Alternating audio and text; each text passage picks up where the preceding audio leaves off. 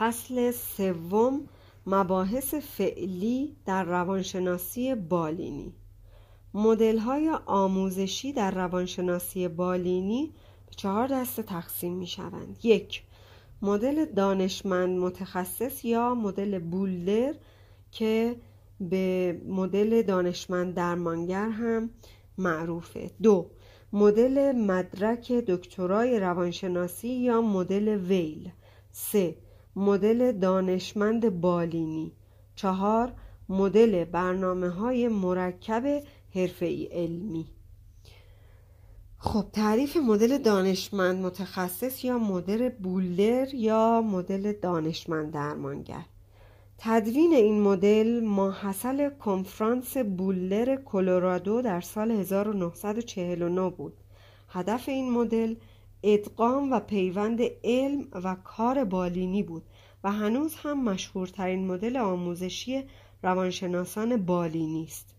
در این مدل روانشناسان بالینی ضمن مهارت و حساسیت داشتن در کارهای بالینی باید بتوانند با تبدیل و ترجمه تجارب بالینی خود به فرضیه‌های آزمون‌پذیر و آزمودن این فرضیه‌ها دانش روانشناسی بالینی را بیشتر کنند.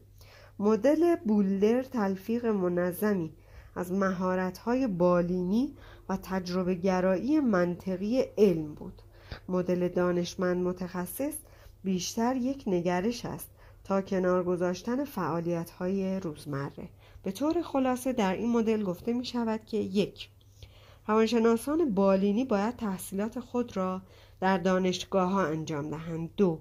ابتدا باید به عنوان روانشناس و در مرحله بعد به عنوان متخصص بالینی پرورش یابند. 3.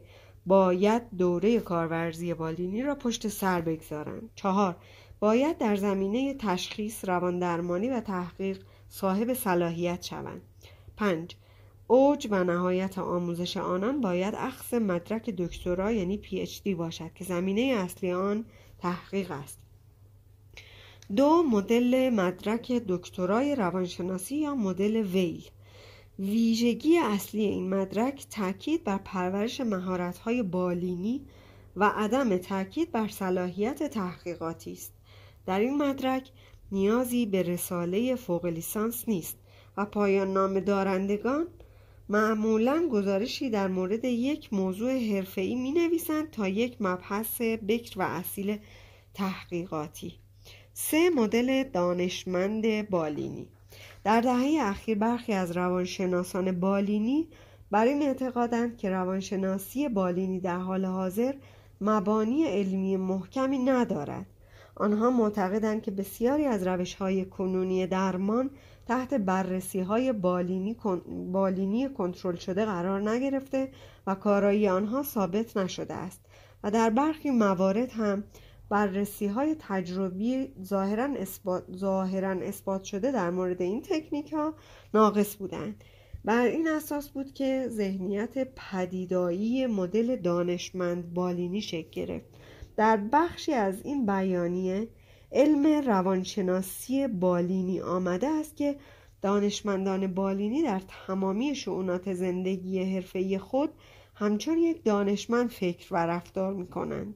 هدف این مدل استفاده از اصول علمی در کارهای بالینی برای جدا کردن فنون معتبر علمی از فنون بی‌اعتبار است. این فنون در زمینه‌های سنجش، تشخیص و مداخلات درمانی می باشد. در بیانیه علم روانشناسی بالینی آمده است که هدف اصلی و اولیه دوره‌های دکترای روانشناسی بالینی باید پرورش قابل‌ترین دانشمندان بالینی باشد. 4. مدل برنامه‌های مرکب حرفه‌ای علمی. این مدل ترکیبی از رشته‌های روانشناسی مشاوره، روانشناسی بالینی و روانشناسی مدرسه است. رؤوس این مدل عبارتند از 1. تخصص‌های مورد نظر در یک رشته اطلاعات و دانش‌ها اشتراک دارند. 2. روانشناسان فارغ التحصیل در هر یک از این رشته‌ها عملاً کارهای مشابهی انجام می‌دهند. برنامه‌های آموزشی در این مدل بر مباحث اصلی روانشناسی متمرکزند و دانشجویان را به 3 تخصص روانشناسی مشاوره، روانشناسی بالینی و روانشناسی مدرسه آشنا می‌کنند. مدل آموزشی ترکیبی بیشتر گستره دانش روانشناسی را در نظر دارد تا عمق آن را. البته این ویژگی میتواند یک نقطه ضعف این مدل به حساب آید. فارغ التحصیلان در هیچ کدام از این 3 رشته تخصص کامل نخواهند داشت. همچنین این مدل بیشتر مناسب کسانی است که در آینده میخواهند متخصص بالینی شوند تا یک دانشگاهی یا دانشمند بالینی. امتیاز تجویز دارو یکی از مباحث پرسر و صدا و جنجالی فعلی مطالبه امتیازات تجویز دارو توسط روانشناسان بالینی است. دلایل موافقان اخذ امتیاز تجویز دارو: 1. روانشناسان بالینی با اخذ امتیاز تجویز دارو می توانند از درمانهای مختلفی استفاده یا بیماران مختلفی را مداوا کنند. 2. افزایش کارایی و مقرون به صرفه تر شدن مراقبت هایی که از بیماران محتاج درمانهای روانشناختی و دارویی به عمل می آید. نیازی به مراجعه به روانپزشک و روانشناس به صورت جداگانه نیست. و 3. رقابت بهتر در بازارهای مراقبت‌های بهداشتی. دلایل مخالفان امتیاز تجویز دارو: 1. تجویز دارو باعث می شود تاکید بر درمانهای روانشناختی کم شود، چون داروها سریع عمل می کنند و مقرون به صرفه تر از روان درمانی هستند. 2.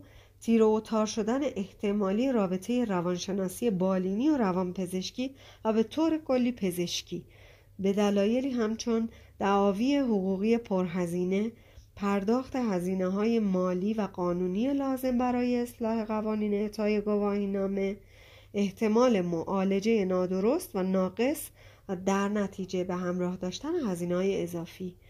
3. این عدم گرایش روانشناسی بالینی به پزشکی است که از آن رشته‌ای بی همتا می‌سازد و آن را جذاب می‌کند. معیارهای اخلاقی در روانشناسی بالینی: یکی از معیارهای پختگی و بلوغ هر حرفه‌ای میزان تعهد آن حرفه به معیارهای اخلاقی است.